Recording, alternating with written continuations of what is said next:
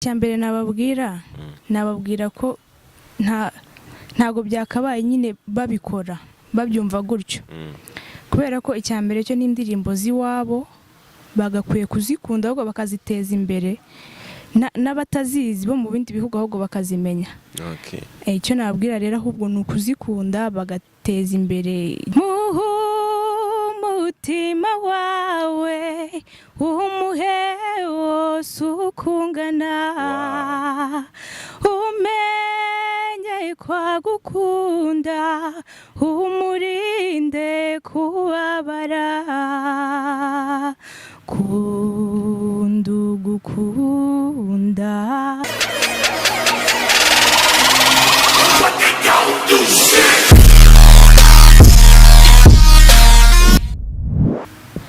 Twongeye kuba ikaze inshuti za Receive Talent Show dukomeza kubisegura kabisa mwe maze igihe kinini mutatubona ni impamvu zitandukanye ariko tubiseguye kabisa. Uyu munsi turi kumwe n'umukobwa mwiza cyane kabisa muri kumubona sister watangira wibwira abakunzi base. Ako kantu rero mwiza cyane. Mwiza cyane gute? Reka mbibwire amazina yanjye nitwa Amizero Blandine. Nkaba ndi umuririmbyi. Okay, umvugi ibi nangiye kuvuga kabisa uyu musista mubona kabisa no umuririmbyi udasanzwe. Naza kubaririmbira ndabizi muraza kwita mwemera n'abate basanzwe bemera muraza kwita mwemera kabisa. Amizero none se amakuru y'iminsi ni meza cyane. None wawe waratwanze cyane twaragutumije wanga kuza ariko uyu munsi avati kabisa umuntu abari muri byinshi mani ntabwo nakwanga kuza nyine gutyo gusa umuntu abari muri byinshi bitandukanye. Akenda byumva ndabizi niko bimeze umunsi kundi niko biba bigenda.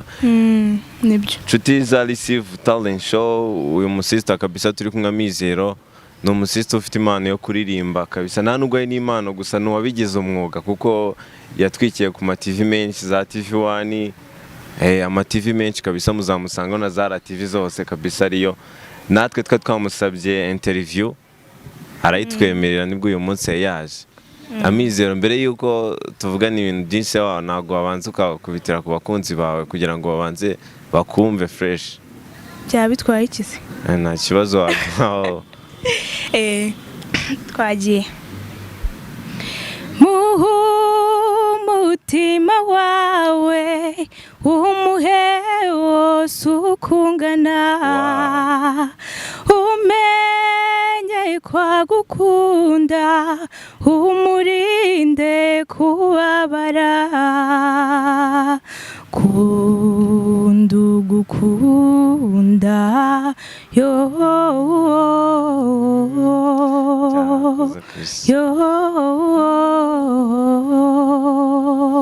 Wow. Okay, nonese Blandine. Iyi mpano ni impano yo kuririmba indirimbo za Kinyarwanda wiyumvishijemo gute? Wadusobanurira impamvu nyine bikunda cyangwa se wiyemeje kuba ari byo wazajya uririmba nyine tu? Nyine ndazikunda ubundi izi ndirimbo za Kinyarwanda nakuze nzikunda kuva mu bwana bwanjye.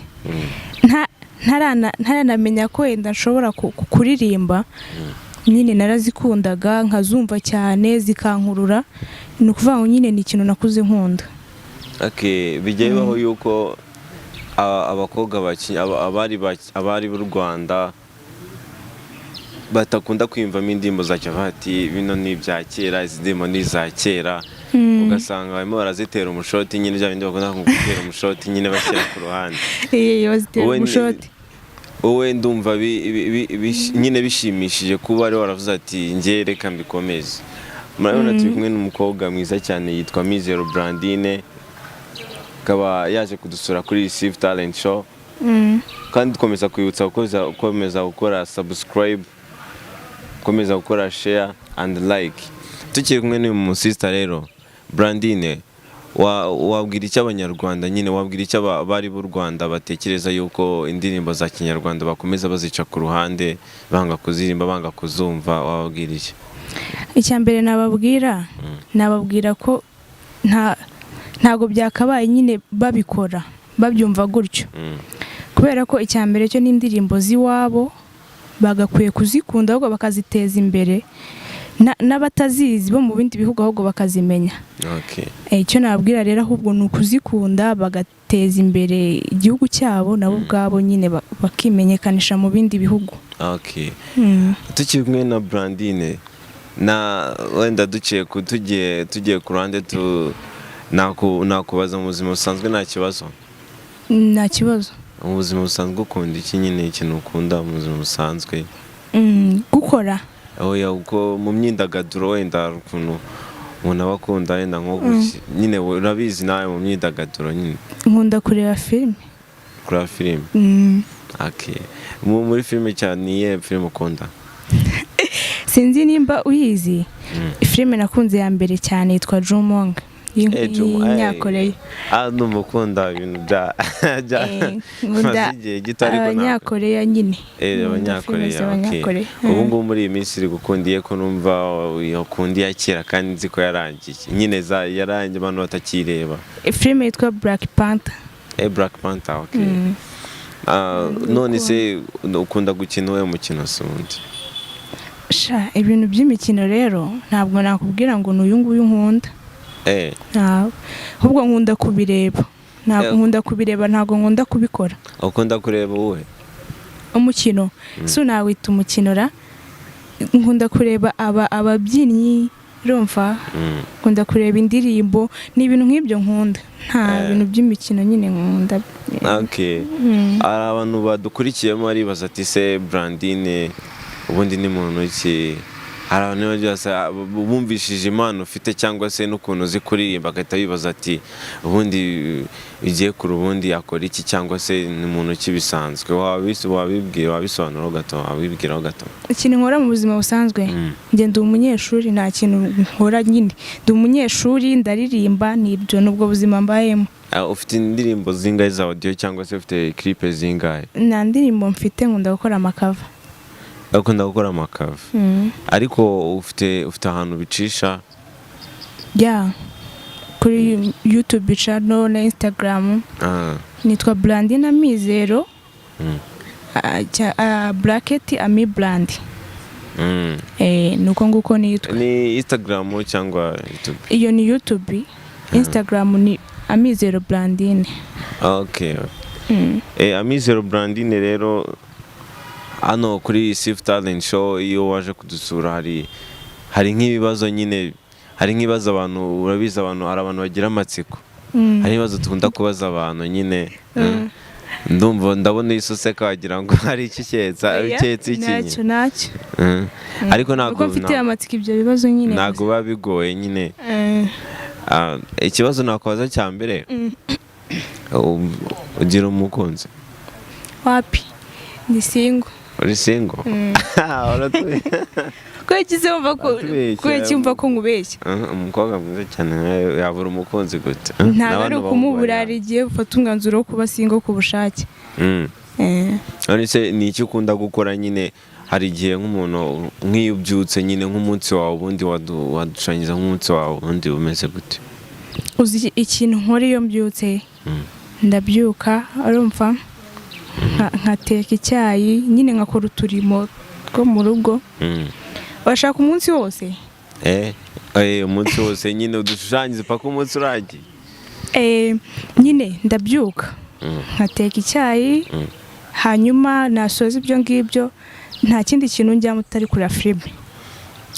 Uhita wirebera filime paka? Ndeba filime urumva nyuma yo kureba filime noneho igihe cyo kurya saa sita cyagera nkateka nyine ni uwo munsi wanjye nkarya nkongera ngasubira muri filime nimugoroba nkongera ngateka nkaryama. Cyakoza ndumva ubayeho fresh. Nuko nyine ubayeho fresh cyane. None se Amizero nta kayi karirimbo ukunda nyine mu ndirimbo zawe? Nta kayi karirimbo ukunda cyane nyine ukunda kuririmba cyane nyine cyangwa se bo wicaye ukumva uba wicaye wihebye nyine cyangwa se wicaye ufite agahinda nyine nk'uko akunda umuntu aba yakubabaje nka cyagiye ukimara gutandukana na boyfriend wawe wari uhari urabyibuka. oya ntabwo nari imara ariko ndimo ndashushanya waririmbye nyine ukumva nyine sigusubizamo imbaraga. Sigusubizamo imbaraga. Ntago nakubwira ngo nizihe ndirimbo. Njye muranekereza indirimbo gusa zisanzwe iyo nkunze nyine icyo gihe. Atari kubera nyine iyo mood ndimo ngiki. Ntago nayibuka nkubwire ngo ni iyi ngiyi. Ahubwo kereka mbajije indirimbo nkunda wenda nkunda kuririmba. Ukunda ni Yesu ukunda kuririmba. Ni indirimbo yitwa Impeta ya Kode. Yande? Ya Kode ya kera. Ya Kode. Wayituririmbira hose? Nta kibazo. Nta kibazo yituririmbira.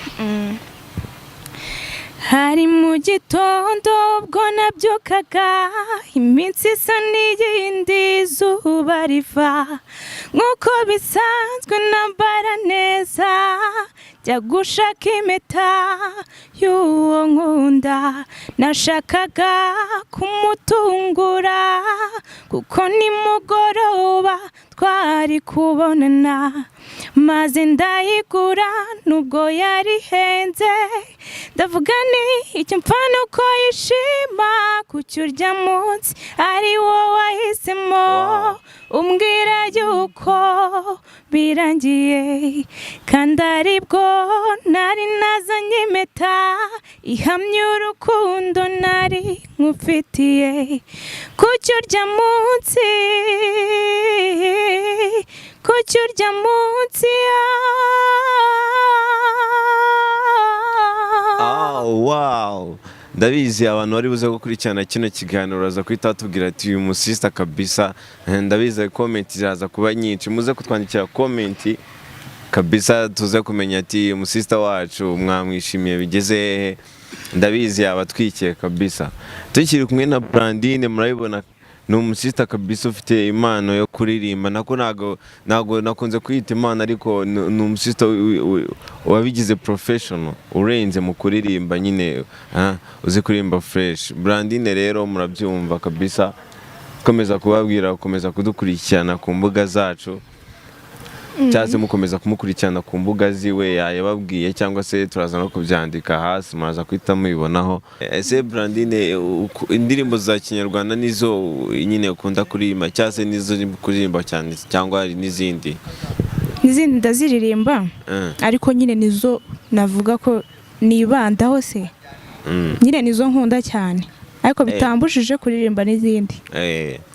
Mbese Brandine hari indirimbo zawe ugira yawe ku giti cyawe wandika cyangwa se ujya ukunda kwandika indirimbo zawe ku giti cyawe?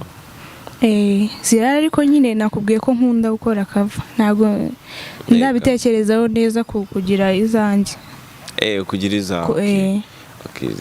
Cover nayo nta kibazo ndakeka nayo iyo umuntu afite impano cyangwa se iyo umuntu byiyumvamo cyane ubikora igenda neza. None se Brandine turi gusoza n'icyo wabwira abakunzi bawe? Icyo nababwira ni uko mbakunda cyane kandi uko banshyigikira uko banyereka urukundo ko ntazabatenguha. Nzakora uko nshoboye nyine nibavuge ko nyine bankurikiriye ubusa. Ndumva ari icyo ngicyo nababwira. Nyuma y'uko Brandine yaciye ku TV menshi tukamutumira no kuri TV yacu Receive Talent Show, nawe ushaka kumukoresha nabyakunda wamwandikira wamuhamagara kuri nimero yiwe turiza gushyira hasi cyangwa se aribuze kubabwira mukavugana nta kibazo. Cyangwa se niyo bayandikira Instagram. Cyangwa se mukamwandikira Instagram wakongera ukayibutsa zino. Amizero Brandine. Amizero Brandine. Nkomeza kubashimira inshuti za Receive Talent Show ko muri iyi minsi tugiye kubaha ibiganiro byirukanga cyane kandi buri munsi tugiye kuzajya tubahereza ibiganiro ntabwo tuzongera kubatengo. Na kandi kantu wabwira se reka dusoza. Nuko mbakunda ndabakunda cyane. Nta kindi kirenzaho. Dukomeje kubashimira inshuti za Receive Talent Show. Turabashimiye mwe mwabanye natwe mu kiganiro cyacu aho twari turi kumwe n'umukobwa mwiza cyane Brandine. Nakagaruka kabisa naho ubutaha turi kumwe. Tuzongera tumutumire kabisa. Ciao ciao. Mm.